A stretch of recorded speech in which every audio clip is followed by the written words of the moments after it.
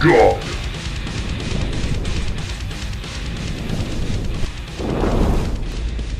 G'day guys, today I want to talk a little bit about some of the different options that we have in terms of tournament terrain layouts. Every different tournament organizer uses their own different system.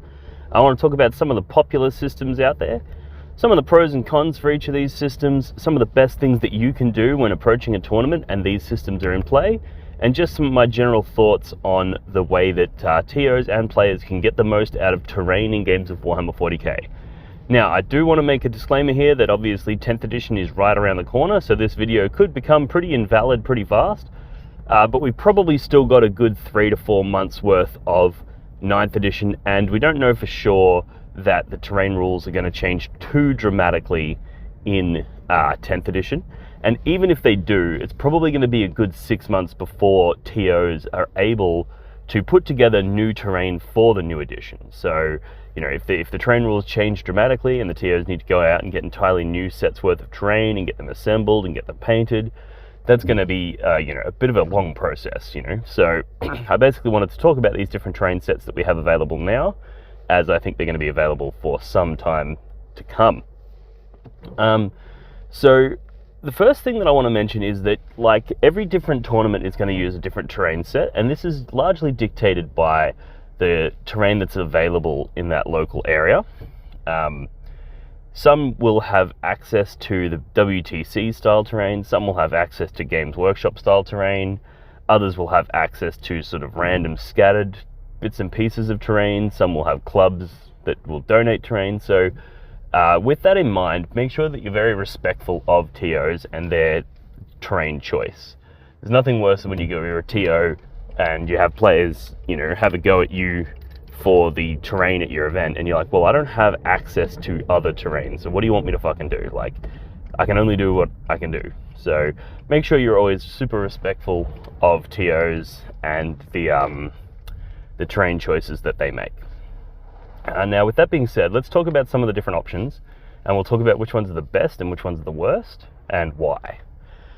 So there's kind of sort of 3 main different types of terrain layouts that you'll encounter at competitive Warhammer 40k tournaments. Now, obviously, I'm not talking about crusade events, I'm not talking about narrative events, I'm talking about your ITC ranked, you know, competitive 40k events.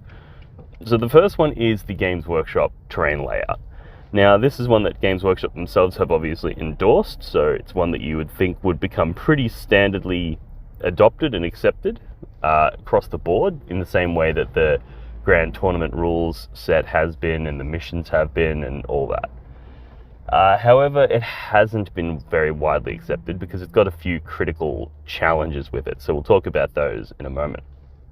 But the layout is essentially every table at the event is going to have 4 large square area terrain pieces that are obscuring, they're ruins. So basically these big 4 blocks that if you're in the block, you'll be able to be seen because it's got the obscuring keyword, but it's got, you know, a base and it's got walls and windows and all that stuff. So you'll be able to see if you're inside of it, but if you're behind it, you won't be able to be seen because of the obscuring keyword, provided you have the right number of wounds, etc. So you got these 4 big blocks. And then the rest of the terrain is more or less scatter. So there's a bunch of like little forests running around, a bunch of little craters, a bunch of scatter terrain. Now, there's a few challenges and there's a few pros to this as well. So the pros are that every table is going to be identical, which means that it's very fair, right? You're never going to be like, wow, I would have won the game if I was playing on the table to my left, but I got put on this table and this table doesn't have enough terrain, so therefore I'd lost. So having every table the same has its pros.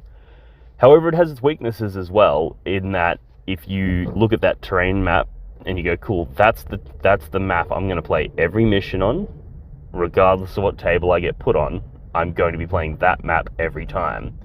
You can write a list that is going to perform very well on that map pack. And then you've got a huge advantage over anyone who didn't do that level of prep work and didn't tailor their list for that map pack.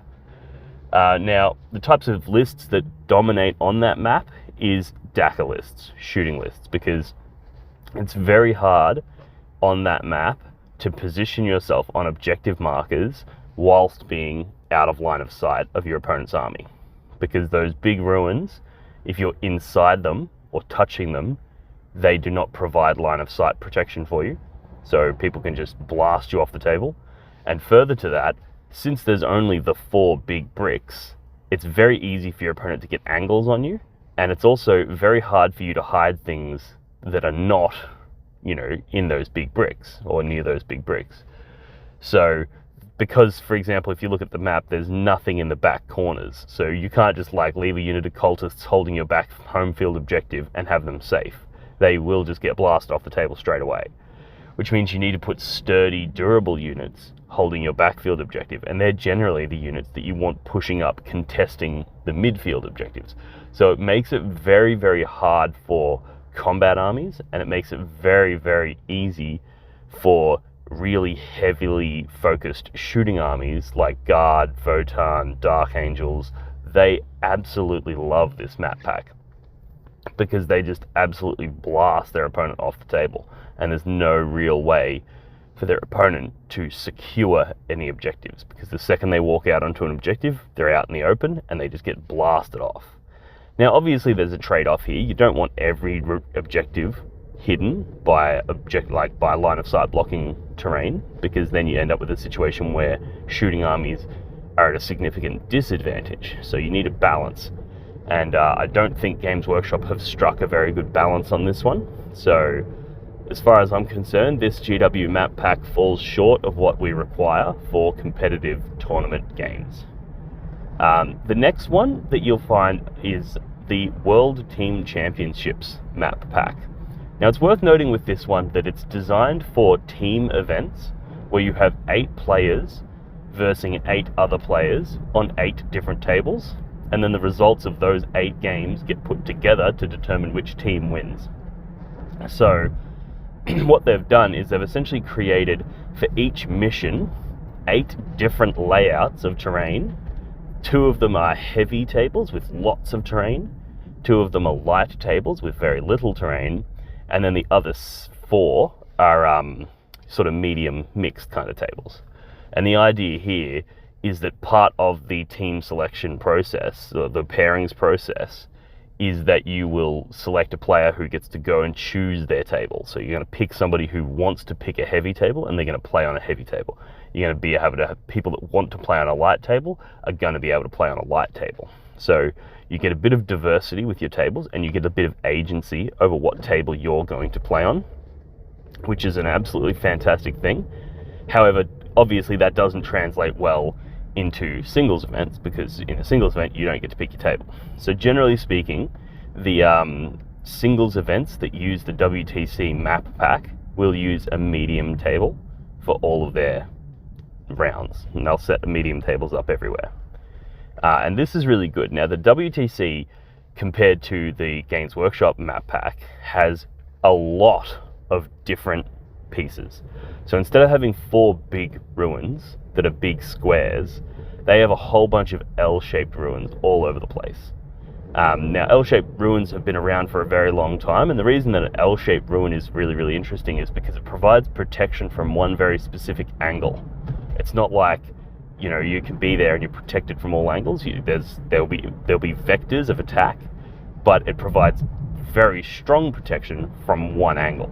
So that makes for a very interesting strategic game, because it's all about placement and where you move and how you operate. So the WTC Ls are designed to facilitate that.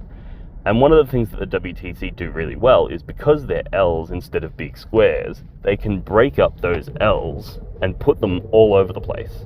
So you'll notice often there's an L protecting your home objective, so you could put a unit of cultists on there and they're safe from this straight ahead angle that your opponent's deployment is coming at.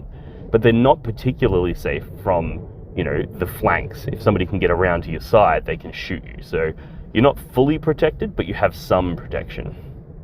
And then the fact that they're broken up means that they can stagger them. They can place them all around the table, which means you have what we call staging areas, which is where you might deploy something and it's behind your home L, so it's safe from your opponent's alpha strike. They can't just blast you turn 1 like they can on the Games Workshop maps.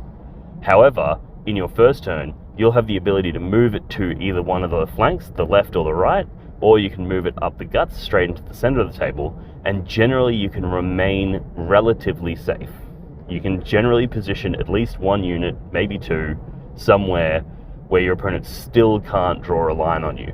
And that's what we call a staging area, where you've moved up, so you're closer to your opponent, and you're ready to launch an attack on the next turn. So that's one of the things you can do with the WTC maps, and that's facilitated by the fact that they have multiple L's instead of like very few big squares. The WTC maps also are really good for knights in the way that they have these really tall L's that you can hide a knight behind, so it means that knight armies aren't just going to get blasted off the table turn one, whilst simultaneously being difficult for knights because there's so many pieces of terrain to navigate. The knights can sometimes struggle to move. So it's different than the Games Workshop map pack. In Games Workshop map pack, the knights have pretty free reign of movement, but they don't have much protection. So if they go up against like a Dark Angels list turn one, that Dark Angels list is just going to kill 3 knights, and it's game over. And there's nothing that knight player can really do to stop them outside of using strategic reserves. So whereas in the WTC map pack, you can hide knights. You can't hide all of them. You won't be able to hide an entire knight army, but you'll probably be able to hide one big knight, and then your armigers can be protected by the obscuring rule on all the other ruins, so you can hide a couple of those. And then you'll be able to put a few of them in strategic reserves, and you can probably make it so that if you go up against Dark Angels, they're not killing anything turn one. And that makes for a much more interesting game, because then you can push back on them, and you have this back and forth, and then you've got strategic reserves coming on, but then you've got them responding to your strategic reserves. It creates a very dynamic and interesting game, whereas you can't achieve that with the Games Workshop map pack. So that's the WTC. Now, one of the challenges with the WTC, which I just gave it a whole bunch of praise, is very, very good, but one of the challenges with it is they have 8 different layouts for each mission, and there's 9 missions, so there's a shit ton of different layouts, and all of these layouts are designed around where the objectives will be placed, what the deployment zones are like, that sort of stuff, right? Now, trying to condense that, so you could, as a TO, you could pick one of each of those 8 for each mission, and then have a layout printed and tell your players at the start of each round, this is the layout for this mission, and get them to sort of set up the table. You can do that, and that works fine. But that brings with it its challenges as well, in that it slows down the event, and it's very rigid, and it's got some challenges there. You've also got people arguing over distances. You could go around and set them all up as the TO, but the challenge there is you've got the time that it's going to take you as a TO to set it up, and generally TOs are very busy, so they're not going to have the time to set it all up. And then you've also got situations where terrain can be bumped. People want to set up their armies on the display boards and whatnot, and they move terrain around in order to do that. So there's lots of challenges that come with that as well. So there's some of the challenges of the WTC. And then the other thing is some of these, because the WTC is designed for 8 players to happen simultaneously, some of the map packs are designed so that you have really good protection in your deployment zone, but very little protection in the midfield. And some of them are designed to have very good protection in the midfield, but very limited protection in your deployment zone.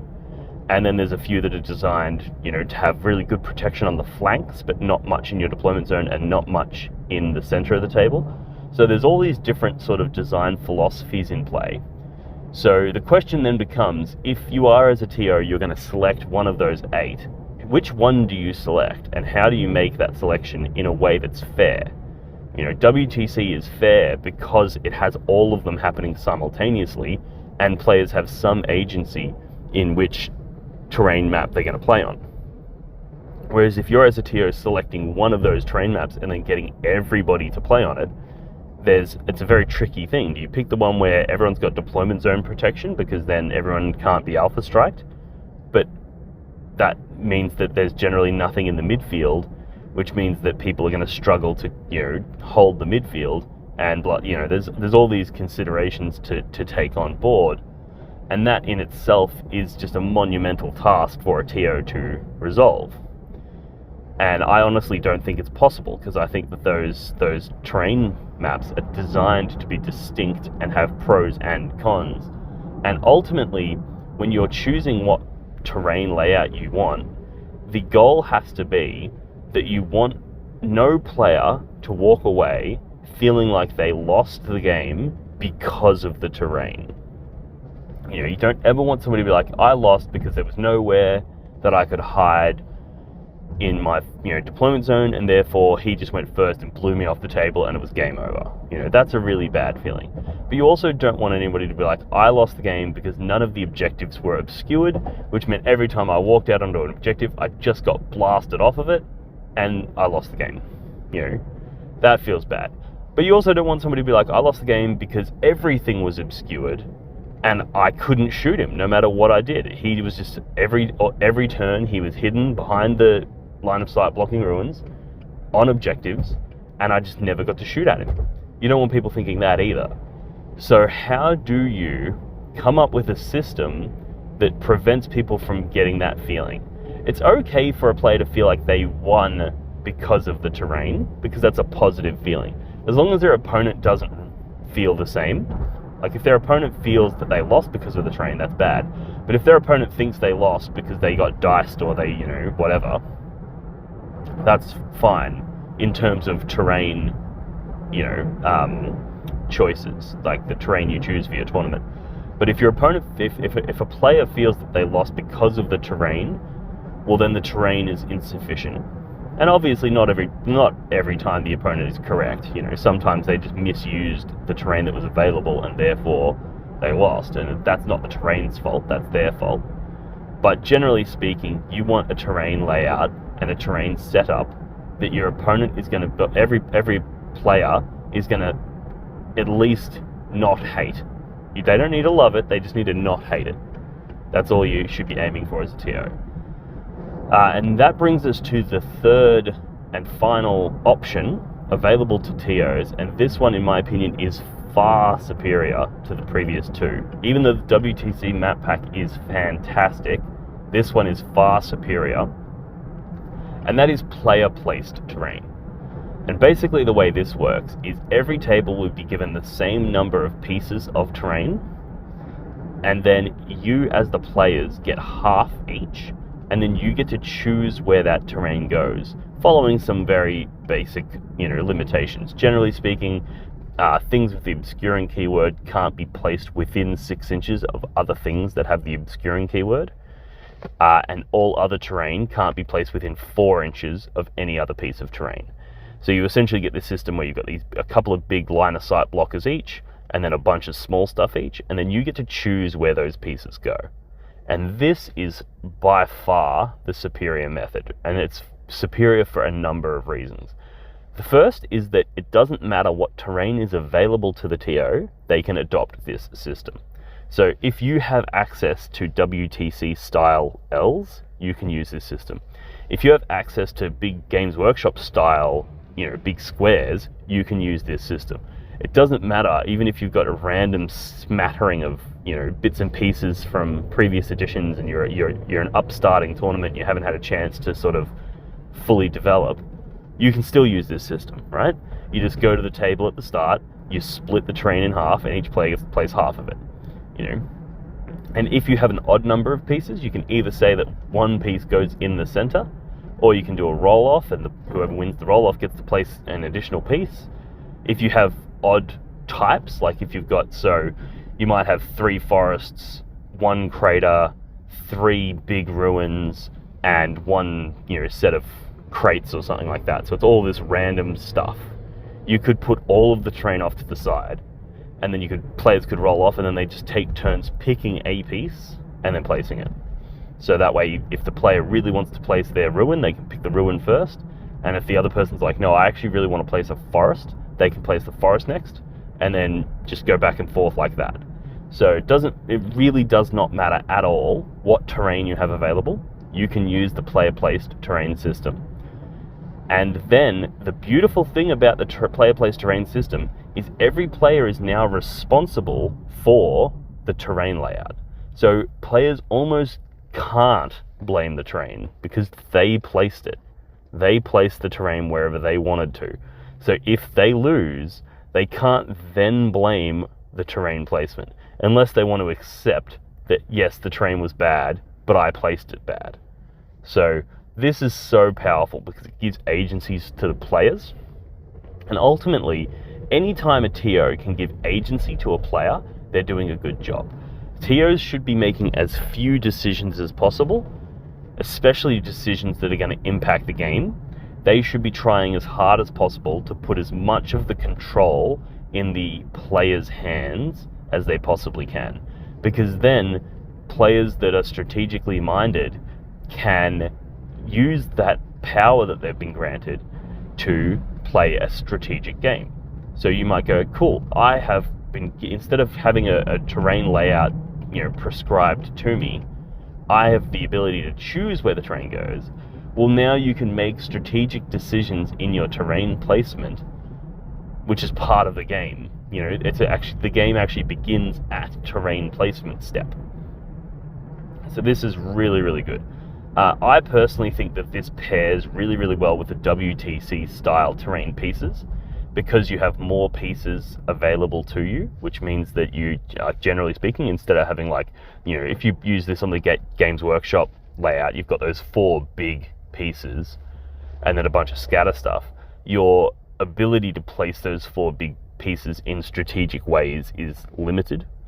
Still present, but limited. Whereas if you play it on the WTC style terrain, but you play with player placed, you now have lots of pieces that you can place, lots of options that you can use, and that allows for some really interesting strategic stuff. So you might go, okay, cool, based on this mission, I really want to hold the center, but I also really want to hold my own backfield. So I'm going to place a line of sight blocker on my backfield, and I'm going to place a line of sight blocker on the center so that I can hold both with some protection, but I'm going to forego my ability to hold the flanks. I'm not going to put terrain, I'm not going to commit quality terrain to protecting the flanks. And now you've got a situation where you have made a strategic decision during that terrain setup step that's going to be advantage to your army. But your opponent is also doing the exact same thing. They're placing things in a way that gives them strategic advantage. And there's a few things that you can do to impact your opponent's ability to place terrain. So for example, generally speaking, you cut the board in half and you place your pieces in your half and they place their pieces in their half, and that way you can't put a piece of terrain right next to their home objective so that they can't place one on their home objective, which would mean that you'd be able to blast them off their home. So generally speaking, you can only place them in your half of the the table. And what you can do is you can place them all the way up to the edge of your half, and now you've essentially put a 6-inch denial area in their table half where they can't place their big line of sight blocking ruins.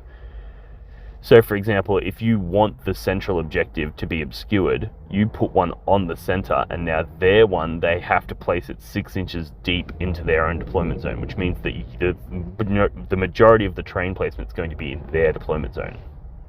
So that's just one of the many things that you can do. But I really, really like this because it means, so for example, let's say you're a combat army that focuses on bringing things on from strategic reserves and getting into combat. Well, you don't want to put forests and trees near the table edges, because then if your opponent goes near them, that's going to make it hard for you to charge in, because you're going to likely have to charge through those trees. So you're going to want to put the trees in the center of the table.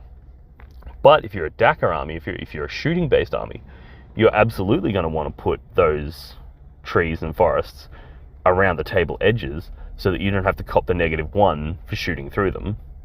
And if you want to move up into the table, you're not going to have to cop the -2 to your movement because you have to move through them. So it's going to be easier for you to get angles on your opponent, and you're less likely to cop the negatives to your hit rolls.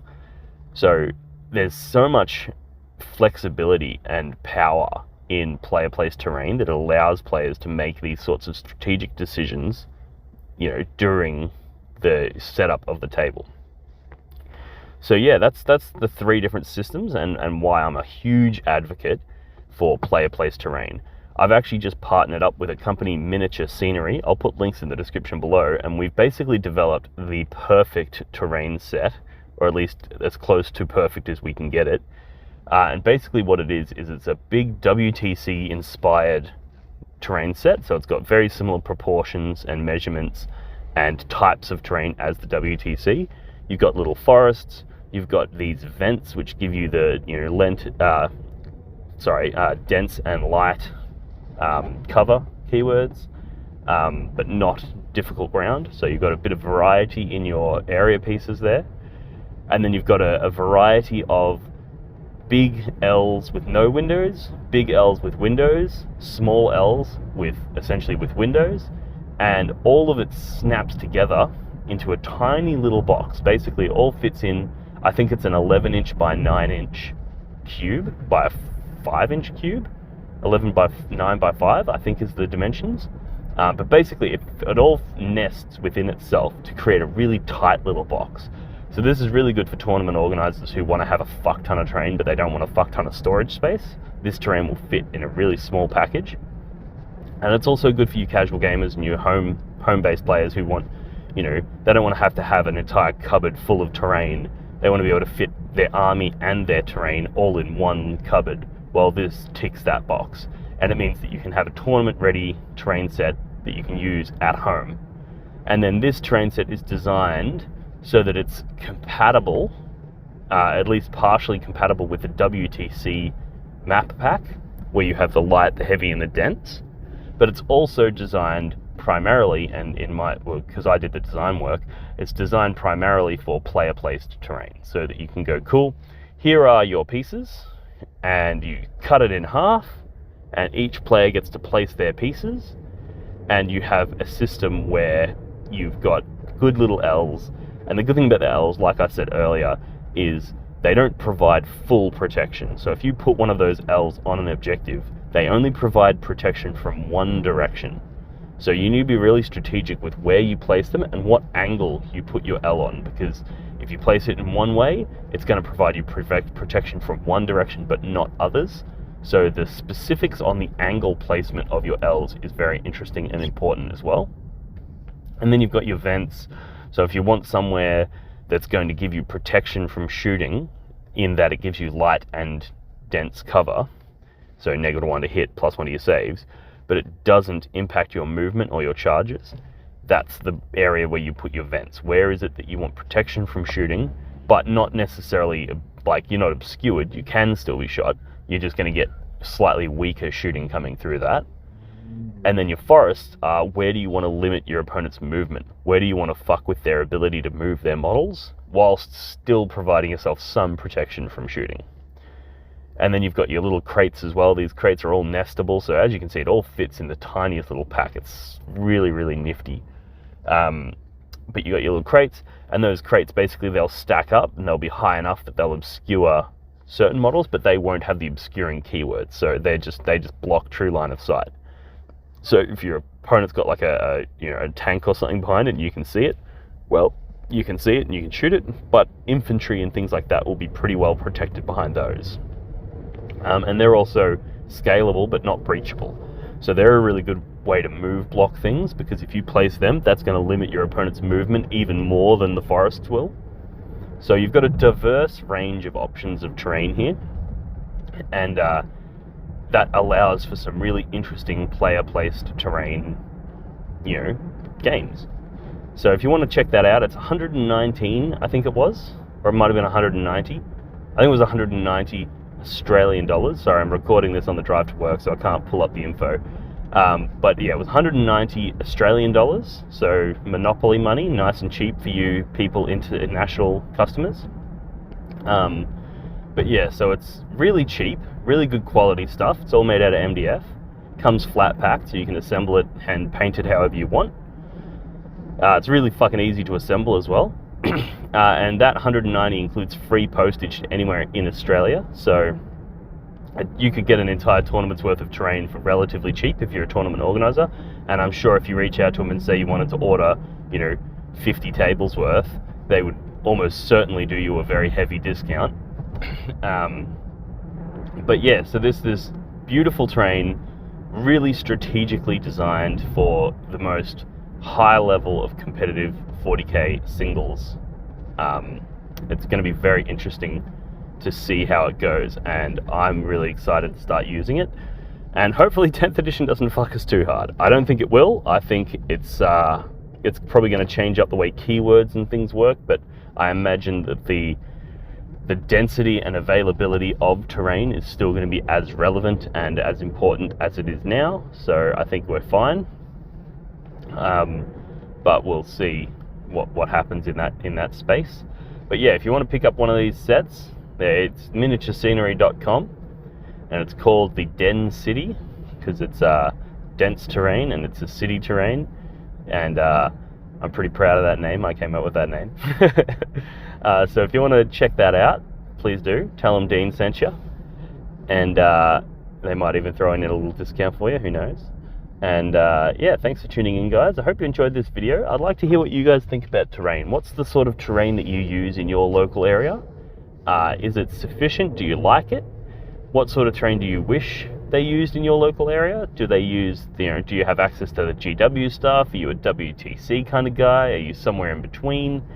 And what are your thoughts on player placed terrain? I, for one, absolutely love it, but I know a lot of people have challenges with it as well, so I'd like to hear what your thoughts are in the comments below. Let's get a conversation going. As always, thanks for tuning in. If you want to show your support, head over to blogforthebloodgod.com, my new website, and there you can find all the information you need in order to show support for the channel. You can pick up apparel, you can pick up custom neoprene objective markers, you can pick up the Blog for the Blood God branded dice. We've got all kinds of merchandise over there. We've got Blog for the Blood God branded battle mats. All of these are really cool ways that you can show your support, pick up some sweet swag, or you can head over to our Patreon, and that's a really good way to show direct support for the channel. That also grants you access to our Patreon exclusive Discord server, where we have one-on-one coaching sessions and training days, and we do list reviews, and we do, we've got a really ripper of a community over there. So if you want to check that out, that's a really good place to show direct support and get some benefit as well. So with that being said, I'm going to leave it there. Thanks for tuning in, guys, and I'll see you in the next one. Cheers.